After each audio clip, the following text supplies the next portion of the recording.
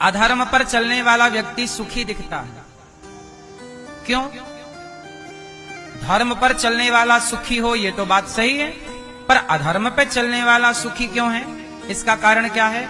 तो सुनो, जो व्यक्ति आज अधर्म पर चल रहा है वो आज अधर्म पर चल रहा होगा, लेकिन उसके पहले जो उसने कभी पुण्य कर्म किए थे तो वो पुण्य कर्म जो कर चुका है तो उसे पुण्य का फल तो मिलेगा कि नहीं मिलेगा? भाई पहले का जो संचित पुण्य है वो आज वो भोग रहा है, लेकिन जो वर्तमान में वो गलत बुरे कर्म पाप कर्म कर रहा है उसका परिणाम बाद में आएगा। एक्चुअली क्या है ना, कर्मों का फल तुरंत नहीं मिलता। किसान खेत में बीज बोता है कि जैसे गेहूं बोया, धान बोया, चने बोया, मक्का बोया, तो क्या फसल तुरंत आ जाती है? बोलो, आज किसान खेत में बीज बोता है तो महीने भर बाद, 4 महीने बाद, कुछ फसलें साल भर बाद भी आती हैं। बोलो हाँ, बात सही है कि गलत है? जब किसान का बोया गया बीज उसकी फसल आने में महीनों लग सकते हैं, तो जो कर्म आज आपने किया, माना कि आज आपने किसी को एक रोटी दे दी या आपने किसी की एक रोटी छीन ली, आपने पाप किया या पुण्य किया, आज आपने जो किया है उसका फल आज ही नहीं मिलेगा। कब मिलेगा? 1 साल बाद भी मिल सकता है, 10 साल बाद भी मिल सकता है, अगले जन्म में भी मिल सकता है। तो जो व्यक्ति आज पाप करता है और वो आपको सुखी दिखता है तो वो उसके पूर्व जन्म का सुख वो आज भोग रहा है। पहले अच्छा किया होगा तो अच्छा भोग रहा, अब आज उसकी बुद्धि बिगड़ गई, वो गलत कर रहा है, जो बुरा कर रहा है वो कल आने वाले टाइम पे भोगेगा। लेकिन आपको क्या लगता है कि देखो वो तो बुरा कर रहा है, बड़ा सुखी है। अरे वो जो वर्तमान में बुरा कर रहा है उसका फल बाद में आएगा।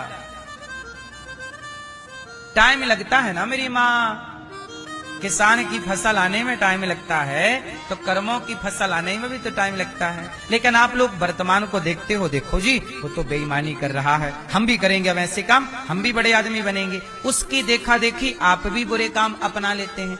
अच्छा, आपका दूसरा सवाल ये है कि महाराज जी हम तो पाप करते नहीं, हमने तो कोई पाप नहीं किया, पर देखो हम तो धर्म पर चल रहे हैं, सत्य पर चल रहे हैं, पर हम परेशान हैं। हाँ, आपने पहले कोई पाप कर्म कर लिया होगा, वो आज मिल रहा है। जो आज अच्छा कर रहे हैं सब्र रखिएगा। अच्छा ये बताओ, सुदामा जी पापी हैं कि पुण्यात्मा हैं? बोलो जोर से।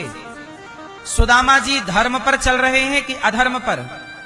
धर्म पर। लेकिन धर्म पर चल रहे हैं और आप हालत देख रहे हैं, खाने को रोटी नहीं है। सुदामा जी धर्म पर चल रहे हैं, खाने को भरपेट रोटी नहीं है, पर रोटी नहीं है पर भी तो सुदामा जी ने धर्म नहीं छोड़ा कि चलो अब रोटी नहीं है तो चलो अब चोरी करने लग जाए, बेईमानी करने लग जाए, क्योंकि धन तो है नहीं, चलो क्योंकि पड़ोसी तो बेईमानी करके कमा रहा है, हम भी कमा लें। क्या सुदामा जी ने गलत रास्ता चुना? गरीबी में गुजारा करते रहे, धर्म नहीं छोड़ा, तो क्या हुआ? अंत में सुदामा को भगवान भी मिले और धन धान्य भी मिला। आप धर्म पर श्रद्धा रखिए, आप सत्य पर श्रद्धा रखिए, आप आज नहीं कल सही फल पाएंगे। आप लोग ना अपना धैर्य गवा देते हैं। आज धैर्य दिखता है, जल्दी से टूट जाता है, लेकिन धैर्य बनाए रखिएगा। कई बार जो सुखी दिख रहा है वो दुखी होने वाला है, और जो दुखी दिख रहा है वो सुखी होने वाला है। इसे कैसे देखो, आओ देखो। अब बताओ, पांडवों को क्या मिला? उत्तर दो मेरी माँ। पांडवों को क्या मिला? 12 साल का वनवास। क्या मिला? और पांडवों को क्या मिला? 12 साल का वनवास। और कौरवों को क्या मिला? पांडवों की संपत्ति। पांडवों की सारी संपत्ति कौन ले लिया? कौरवों ने ले ली, इंद्रप्रस्थ पे कब्जा कर लिया। सोचिए, अब ये बताइए कि पांडव सही हैं कि कौरव सही हैं? धर्म के रास्ते पर कौन है? जोर से, जोर से। पांडव धर्म के रास्ते पर हैं, सत्य के रास्ते पर हैं, पर सत्य के रास्ते में जब हैं पांडव, तो पांडवों को क्या मिला? वनवास मिला।